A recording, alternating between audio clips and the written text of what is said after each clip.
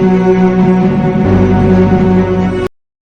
Hello नमस्ते good morning शुभ सकाळ आज हूँ बुधवार आशा कर आज दिन समस्त मंगलमय मु सुमन स्वागत कर नुआ भिड को देखा जाऊ आज कौन कौन हो टोनटा टे मोटा मोटा शुभुची मोटा नहीं बहुत ही मोटा शुभुची है सकाल सकाल उठी पड़ी छात उपर आड़े पड़े आसिक इंट्रोटा सुट कर तो जमती सेमती पूरा मेघ ढांकी रखी केते बड़े भी ढाईदब है आज टे मोर डिस्टेंस कवर करार अच्छी से जल्दी टे जाकि ब्रश ब्रश करदे जा बाहरी पड़ा जे जाए आमको रेनकोट पिंधापी पड़नी है रेनकोट तो पिंधा रेनकोट बिना अन्य गति ना जेहेतु वर्षा हबार अच्छे किंतु बर्तमान जी समय सुखला पाग अच्छे सुखिला सुखिला आम बाहर की किसी डिस्टेंस पड़ो जा ब्रश कर बैकग्राउंड मैंने बैक कैमेरा देखा दूसरी बैकग्राउंड दृश्य केमती देखा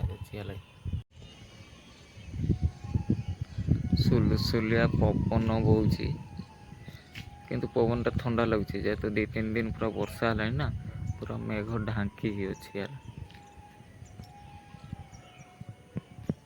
केते बड़े भी नाती दब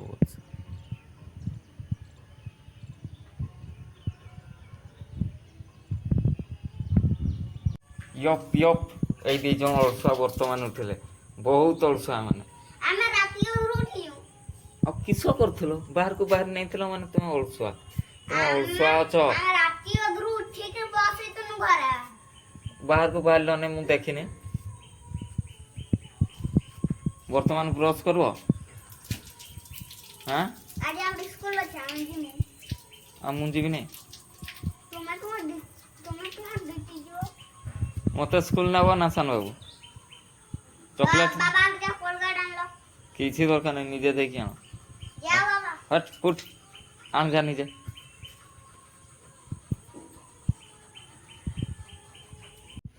हेलमेट पिंधि पूरा बाहरी जाइए यहाँ गोटे नुआ लगे माने ये हेलमेटारे कौन हुए कि यहाँ फोम गोटे जी मोटा अच्छी ब्लूटूथ मारी पानी आउ एकाकी जणी विदाउट ब्लूटूथ टे बोरिंग लगे तथापि वीडियो बनवाई टे सैक्रिफाइस करने पड़ो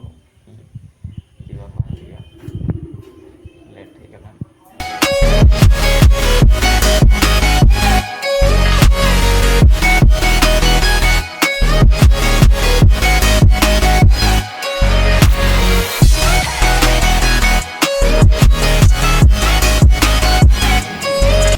हो आसबार 1-2 किलोमीटर भीतर ही वर्षा स्टार्ट हो गला तो बाइक छिड़ा कर देसी गछ तले रेनकोटा पिंधवा तापर आगे जीवा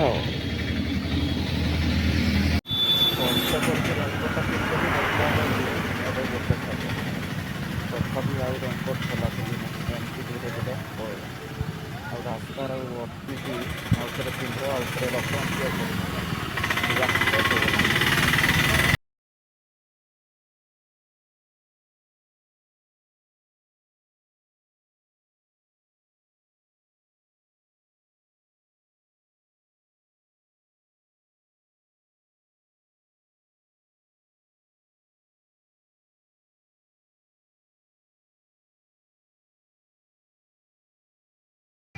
परिशेष मो प्रथम डेस्टिनेशन पहुँच जाइए ये हूँ आम घटगाँर मान केन्दुझर आराध्य देवी माँ ताणी पीठ घटगाँ सकाल सकाल पड़े आसके दियो दर्शन करदे माँ कहूला कि आमर नडिया दीटा पठेदेबू बस रे नडिया पठेबा मत भल लगे जेहेतु मु फांका बसी से पड़े आसी सकाल सकाल नडिया दीटा देदेबा दियो दर्शन करदे तापर द्वितीय डेस्टिनेशन आड़ को अग्रसर हवा देखा केते लेट हो तो मंदिर बहुत फांका फांका जना पड़ी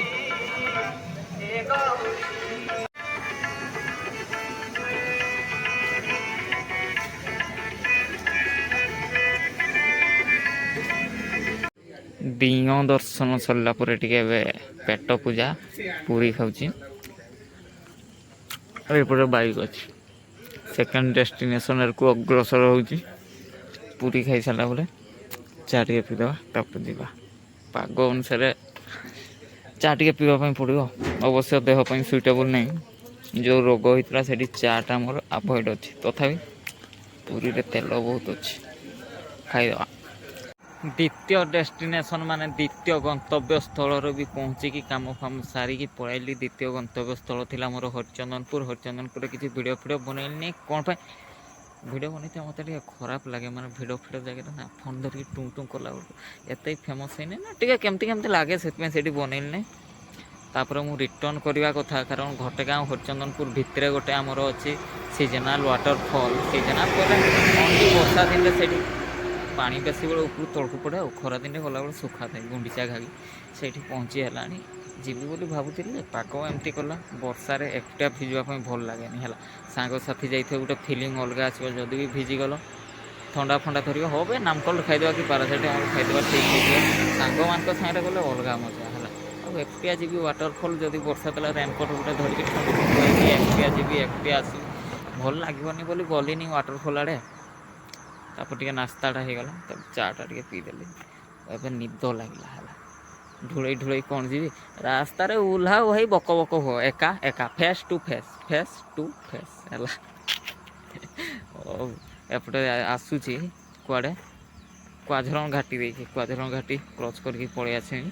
ଆଉ କିଛି ବାଟ ଗଲା ପରେ ପଣ୍ଡାପଡ଼ା, ତାପରେ କିଛି ବାଟ ଗଲା ପରେ ତୃପ୍ତି ସଫାରି, ସେଇଟା କ'ଣ ସେଇ ଛକଟା, କିଛି ବାଟ ଗଲା ପରେ ନରମ, ତାପରେ ତ କେଉଁଝର। ଯିବା ଧୀରେ ଧୀରେ ଘୁମେଇ ବାଇକ୍ରେ ଆଇଲେ ଏଇ ଫ୍ୟାସିଲିଟିଟା ମିଳେ କି ମନ ଇଚ୍ଛା ଯେଉଁଠି ପାରିଲ ସେଇଠି ଅଟକାଇଲ ଗାଡ଼ି,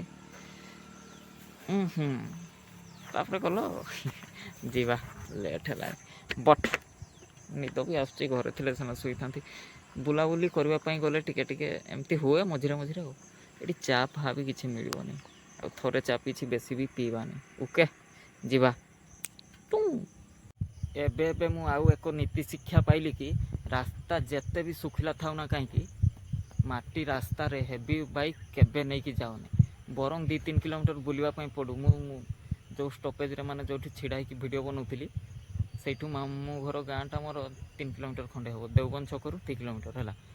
ଏଇଟା ସର୍ଟକଟ୍ଟା। ମୁଁ ଭାବିଲି ଶୁଖିଲା ଅଛି ରାସ୍ତା, ଏଇଟା ପଳେଇବା ଆଉ। ଯେମିତି ବାଇକ୍ ପଶେଇ ଦେଇଛି, ଆଉ ସେଇଠୁ ରିଟର୍ଣ୍ଣ କରିବାର ଅପସନ୍ ନଥିଲା ହେଲା। ଏତେ ସ୍କିଟ୍ ଗଲା ବାଇକ୍ ଏତିକି ଶୁଖିଲା ରାସ୍ତାରେ। ଧୀରେ ମାନେ 1-2 ଗିୟରରେ ପହଞ୍ଚିଛି, ଆସିକି ଶୁଖିଲାରେ ବାଇକ୍ ଛିଡ଼ା କରିଦେଇଛି। କେତେବେଳେ ବି ଏଇ ପଡ଼ିଦେବି ଏଇ ସିଚୁଏସନ୍ରେ ଆସିଛି। 2-3 କିଲୋମିଟର ବୁଲିବା ପାଇଁ ପଡ଼ୁ, ଏଇଟା ନୀତି ଶିକ୍ଷା ଗୋଟେ ହେଲା। ଆଉ ବର୍ଷା ଦିନରେ ଏମିତି ରାସ୍ତାରେ ମୁଁ ବାଇକ୍ ଆଉ ପେକ୍ କରିବିନି ହେଲା। ମୁଁ ଦେଖୁଛି ବାଇକ୍ର ଅବସ୍ଥା, ମୋତେ ଏବେ ଯାଇ ଜାନ୍ ଆସିଲା। ମାନେ ଏତେ ଭୟ ଲାଗୁଥିଲା, କାଳେ ପଡ଼ିଦେବି ପଶି ସିନା ଯାଇଛି, ଆଉ ବାହାରିବାର ଚାନ୍ସ ନଥିଲା। ମାମୁଁ ଘରେ ଟିକେ ପଶିକି ପଳେଇବା। କାଲି ସେ ଝିଆରୀ ଛୁଆର ଜନ୍ମଦିନ ଅଛି, କାଲି ତ ଆସିହେବନି। ଆଜି ଯେହେତୁ ଏପଟେ ଆସିଥିଲି, ତାକୁ ଟିକେ ହାପି ବାର୍ଥଡ଼େ କରିଦେଇକି ପଳେଇବା। ଦେଖାଇ ଦେଉଛି ବାଇକ୍ର ସ୍ଥିତି କ'ଣ ଅଛି। ରାସ୍ତା ଜଣାପଡ଼ୁଛି ଶୁଖିଲା, କିଛି ନାହିଁ, କିଛି ଜଣାପଡ଼ୁନି ହେଲା। ଏଇଠି କିନ୍ତୁ ବାଇକ୍ ବହୁତ ସ୍ଲିପ୍ କଲା ମୋ ବାଇକ୍ଟା। ହଁ 100cc ବାଇକ୍ ପଳେଇ ଆସୁଛି ଆରାମସେ, ସବୁ 2 ଜଣ 3 ଜଣ ବସିକି ପଳେଇ ଆସୁଛନ୍ତି, କିନ୍ତୁ ମୋ ଗାଡ଼ିଟା ଏତେ ସ୍କିଟ୍ କେମିତି କଲା ମୁଁ ଜାଣିପାରୁନି। ବାଇକ୍ ଏଇଠି କ'ଣ ଅଛି ଯେ ସିଏ କ୍ୟାଚ୍ କରିବ, ମାନେ ଭୁଇଁ ସାଙ୍ଗରେ କ'ଣ ଏଇଠି ମିଶିକି ଚାଲିବ। ପୁରା କାଦୁଅ, ପୁରା ଏପଟେ ସେପଟେ, ଚକ ଏପଟେ ଥରେ ସେପଟେ ଥରେ, ସେମିତି ହେଇକି ଆସିଛି। ଆଗ ଚକ ତ କିଛି ନାହିଁ ଭାଇ। ଆଜି ଯଦି ଶୁକ୍ରବାର ଥାନ୍ତା କଚଡ଼ାଟା ଖାଇଥାନ୍ତି, କିଛି ହେଇନାହିଁ, ବହୁତ ଭଲ କଥା। କାଦୁଅ ହେଇଗଲା, ଛାଡ଼ିଯିବ, ଧୋଇବା ପାଇଁ ପଡ଼ିବ ମୋତେ ଟିକେ କଷ୍ଟ କରିକି ଆଉ। ଠିକ୍ ଅଛି, ମାମୁଁ ଘରେ ଆଗେ ପହଞ୍ଚିଯିବା।